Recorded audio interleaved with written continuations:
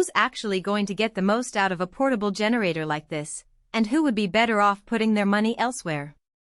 If you're wondering whether the FIRMAN WH03041 dual-fuel inverter is the right fit for a weekend camping trip, an RV road trip, or just as a backup for occasional power outages, keep listening. Link is in the description if you want to check the product details on Amazon. I hear the same hesitation a lot when people first start looking at portable generators. Will it be loud enough to ruin the peace at the campsite? Do I really need the dual-fuel option? Or is that just a marketing gimmick? Is the price justified for the amount of power I'll actually use? Those are the questions that usually drive a buyer either toward a cheap, single-fuel model that ends up falling short, or toward an over-engineered unit that sits idle most of the year. The FIRMAN WH03041 tries to sit in the sweet spot between those extremes, promising 3,300 watts of clean inverter power, a quiet 58 dB operation, and the ability to run on either gasoline or propane.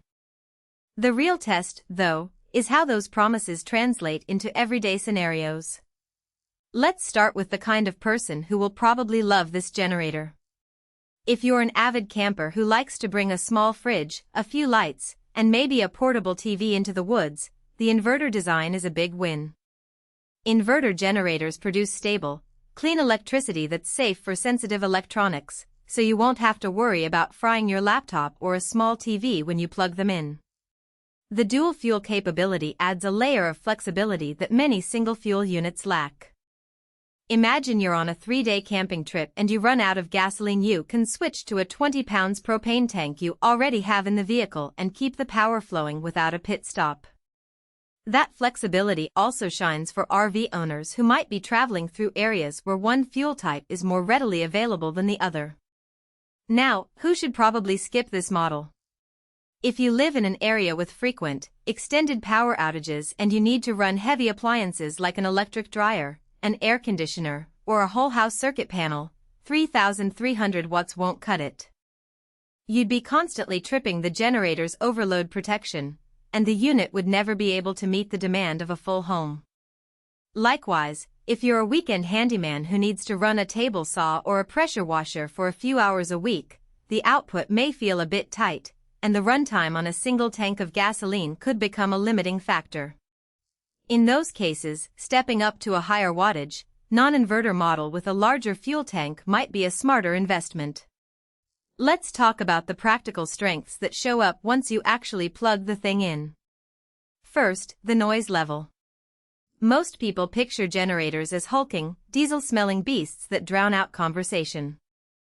The FIRMAN WH03041 tops out at about 58 decibels, which is roughly the sound of a normal conversation or a quiet dishwasher.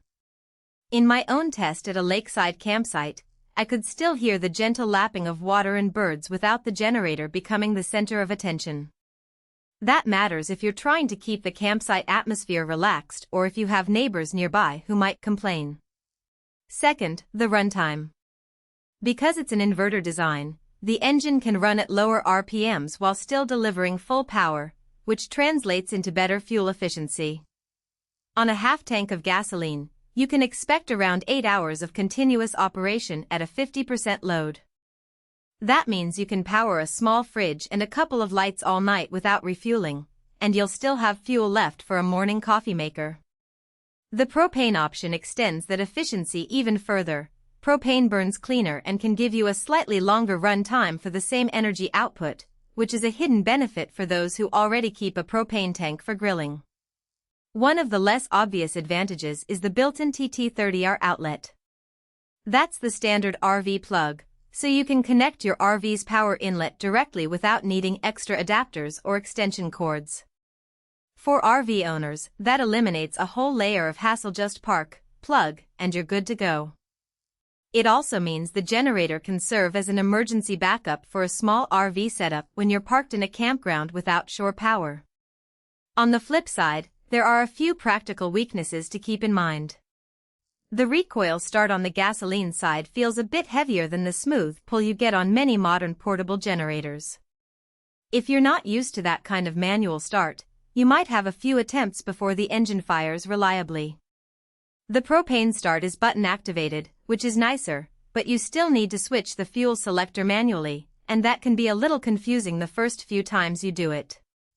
Another trade-off is the weight. At roughly 70 pounds, it's portable enough to carry on a roof rack or into a trunk, but